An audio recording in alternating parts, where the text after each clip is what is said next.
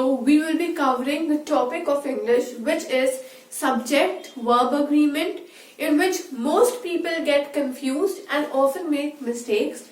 But we are going to learn the concept in such a way so that we avoid making mistakes and we become master of English. So let us begin. Now coming to subject-verb agreement. Now this term basically means that the verb qualifies according to the subject. It means that the verb agrees with the subject, which means that if our subject is in a singular form, then the verb will also be singular, and if our subject is in plural form, then the verb will be plural, which means that it goes, or I can say the verb goes according to the subject in number and in person. So now let us begin with the definition of subject-verb agreement. The definition will be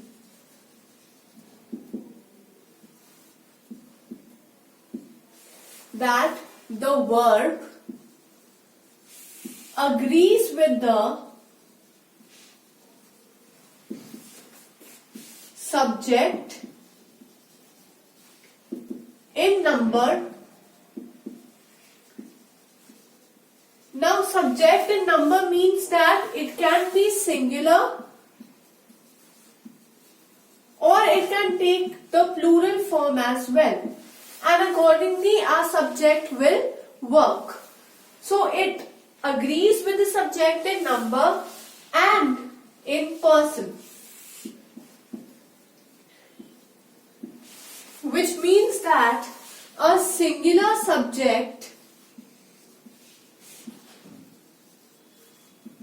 will have a singular verb and a plural subject will have the plural verb. A singular subject will have a singular verb, a plural subject will have a plural verb, and today we are going to understand the concept of singular subject and singular verb, which means that when a singular subject is used, how we are going to make use of a singular verb. Remember that whenever our subject is singular, the verb is singular, and that verb will always end with S. But when our subject is plural, our verb is also plural, which means that if the verb is dance, it will remain as dance and it will not get changed to dances. But when a subject is singular, then maybe it changes to dances. The children dance to the song, Rita dances to the song, right? So here basically we are focusing for the singular verb and the singular subject, or singular subject and singular verb. So now let us begin with the examples. So first example I can give is that whenever we are using a collective noun, for collective noun,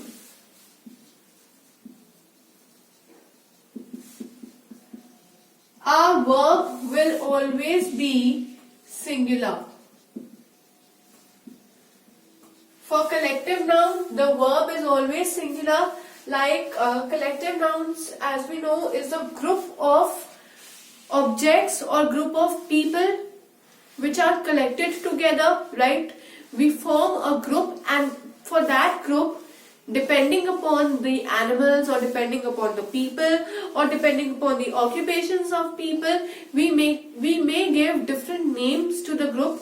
So that example can be troop. Now troop is basically of dancers, right? Then we say pack. Pack can be of sheep or it can be of cards. Then we say bouquet. Bouquet is always of flowers. Then we say class. Class is always of students. Then we say school. School is of fishes. Then we say gang. Gang is of the people. And those special categories of people may be robbers, like we say gangsters, right? So troop, pack, bouquet, class, school, gang, these are some of the examples of collective noun. Now when we use these collective noun in our sentences, like I say, my father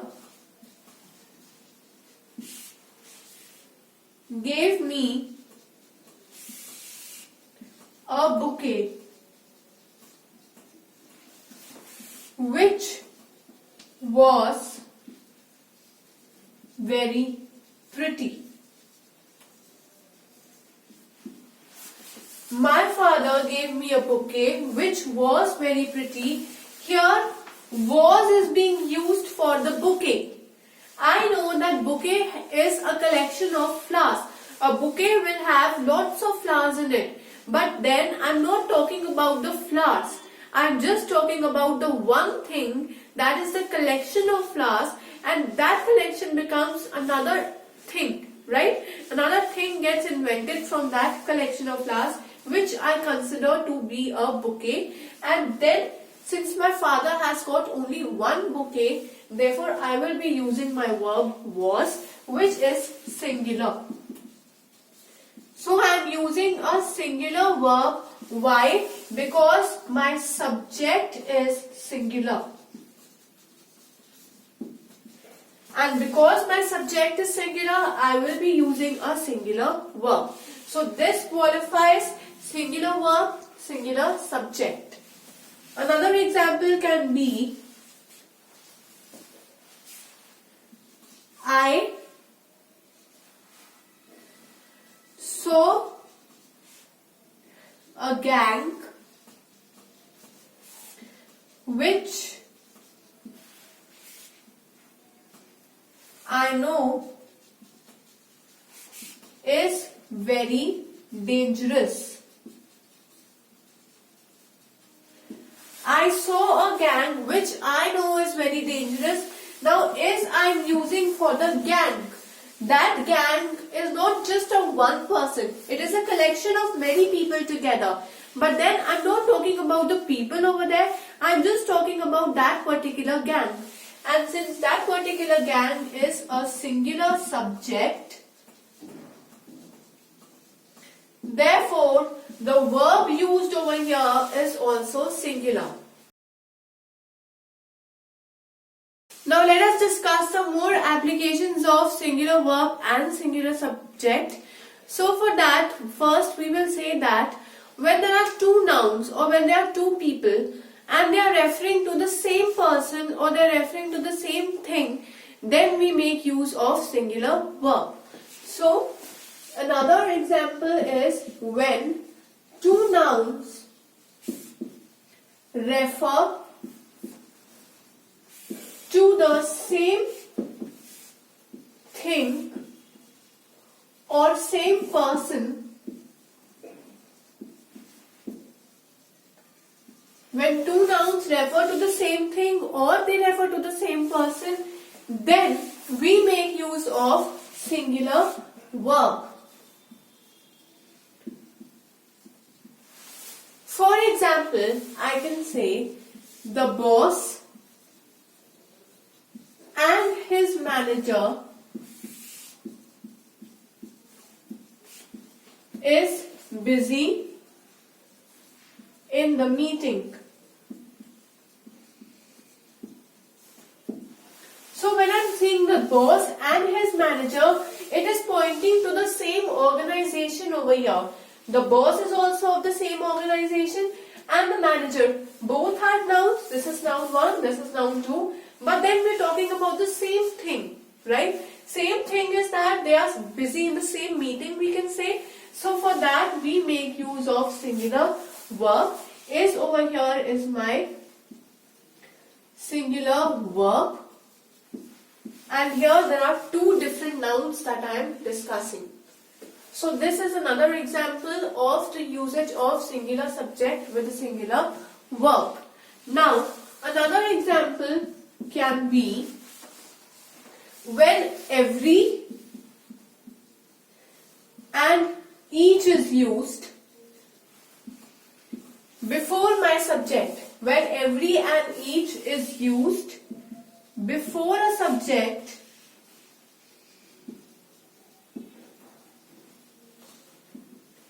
then singular verb is used. What happens then? A singular verb is used because every and each refers to only one person at a time, and one person means a singular person, and for singular person we know that we will be making use of a singular verb.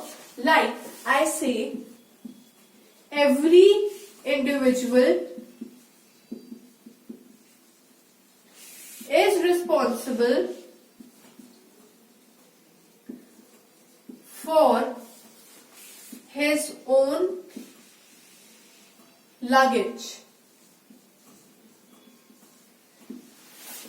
Every individual is responsible for his own luggage. Here is being used for individual, and every means over here each, one individual. If I say all individuals are responsible, but here instead of all I'm pointing to each and every individual which is present over there. So I say every individual. With every we will always make use of a singular verb. So the second example can be, each person works for his living. Now I am pointing to every person, one person, right? When I am pointing to one person, my subject is singular, therefore my verb will also be singular. So I said that when we are talking about a singular verb, then the verb will be followed by S. So here work becomes work, therefore this is my singular verb. And why am I making use of singular verb? Because my subject over here is singular. Because I have a singular subject, therefore my verb over here will also be singular. Another example can be, each and every citizen of our country has right to education. Now each and every citizen of our country means I'm talking about each and every person who is living in India. Has is a singular verb, right? If I say have, my sentence will become wrong. Why? Because here this is my singular subject. With singular subject, I am making use of a singular verb, and I know that has is my singular verb. So now this is another application of singular subject and a singular verb. Some nouns appear to be plural, but in actual they are singular. Now for example, I can say news, crisis, hypnosis, analysis, physics, politics, then I can say civics. So these are some of the examples of all those words which act as plural, but actually they are singular in nature. Though they seem to be plural, why? Because they are ending with S, but actually they are singular in nature, and therefore because they are referred to as singular subject, we will be using singular verbs for them. They will be followed by singular verbs. Example can be mathematics is my favorite subject. When I say mathematics is my favorite subject, even though it is ending with S, though it is considered to be a singular subject, and with singular subject I make use of singular verb. Then the crisis that occurred last week has been solved. So again, has been used for the crisis, and crisis is singular, therefore my verb is also singular. So now this was the application of singular subject and singular verb. Another application of singular subject and singular verb is that for uncountable nouns, whenever we are talking about uncountable nouns, those uncountable nouns also come under the category of a singular subject. They come under the category of singular subject, and because we are using them as singular subject, therefore the verb with them will also be singular. Now, example of those uncountable nouns can be gold, water, rice, luggage, furniture, then I can say air, right? Gold, water, rice, luggage, furniture, air. Again I can say music.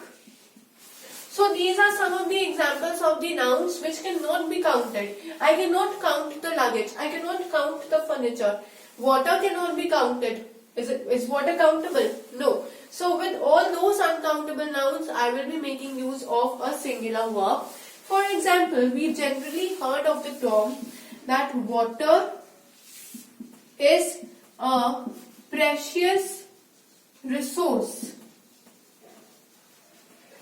So when I say water is a precious resource, water I know is a singular subject, and with singular subject I am making use of a singular verb. Then I can say my luggage has been left in the room. My luggage has been left in the room. Again, that luggage can contain 2 suitcases or n number of suitcases, but then again I call that luggage as one. Therefore, it is uncountable now. I cannot count the luggage, and with that I am making use of my verb which is singular in nature. So water is a precious resource. My luggage has been left in the room, or I can say that the gold has high rates. When I say the gold has high rate, again I am not saying the golds have high rate. There is no word as golds, there is no word as waters or luggages, just gold. So the gold has high rates, again it is being used for a singular subject. Now, as I have always said that with every rule there comes an exception with it that will always contradict the rule. So similarly over here there is an exception to the rule that I said that there are words which seem to be plural but they are singular in nature. Similarly, there are words which appear to be singular but they are plural in nature. So I say words that appear as singular, all those words that appear as singular are plural in nature. So we will consider them to be plural, and as I said that for plural subjects we use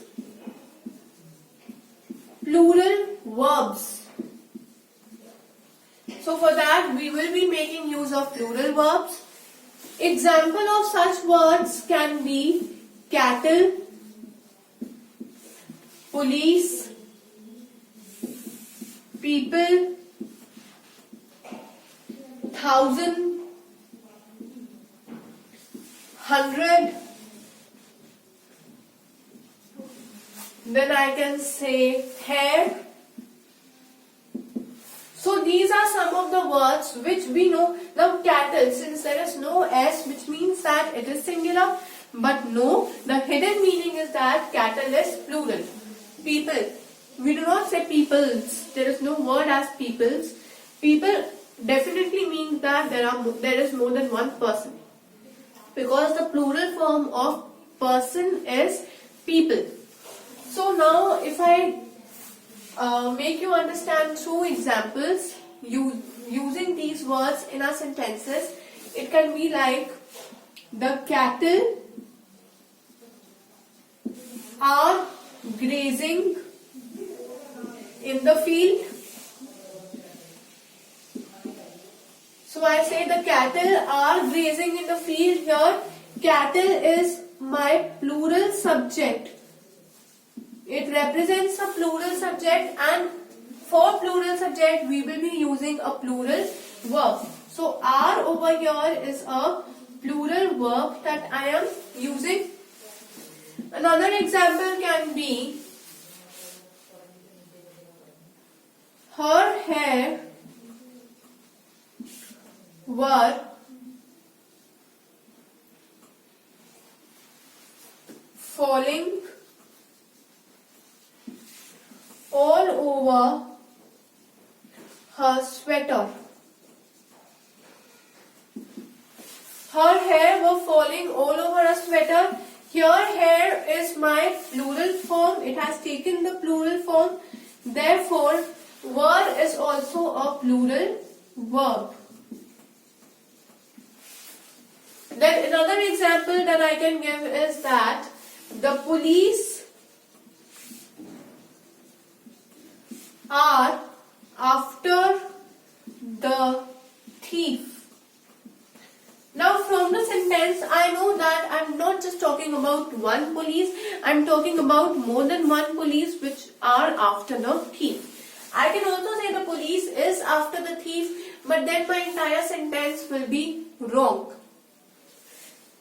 The indication of the meaning of the sentence will change accordingly if I use is or are. So basically in this video we have studied about subject-verb agreement, and specifically we have focused on the type of subject-verb agreement, which is the usage of singular subject with singular verb. We also discussed different areas where singular subject is used with a singular verb, and then the different applications of the same.